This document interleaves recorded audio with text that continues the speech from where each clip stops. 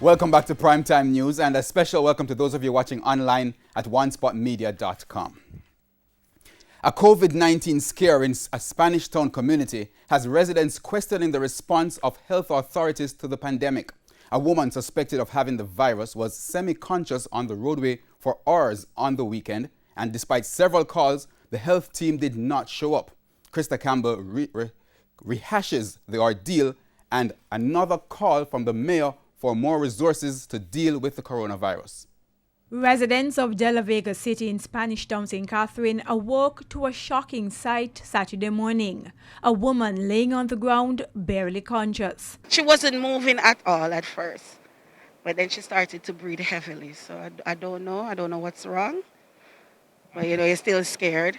Scared because the woman was not wearing any mask at a time when the coronavirus is becoming more dangerous, having reached community spread. They're saying that she's a suspect in case of COVID, so therefore she must just die on the road, on the street, and then she in turn now must inoculate the whole scheme.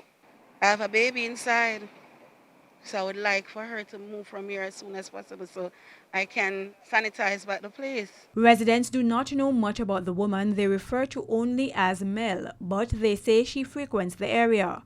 After several calls to the nearby Spanish Town Hospital, only the police showed up. So we're waiting on the ambulance from over the Spanish Town Hospital for quite a while now, no response from them. They said that they have a health line that we're supposed to call and to say, okay, if you have seen signs of COVID. And now you're telling me the lady is there over 6 hours already and nobody to even take her up, no medical team, no nothing. The police is just there. Spanish Town Mayor Norman Scott also made calls of his own to get an ambulance or medical team from the hospital to remove the woman. However, he was told the Kingston Public Hospital has responsibility for COVID-19 emergencies.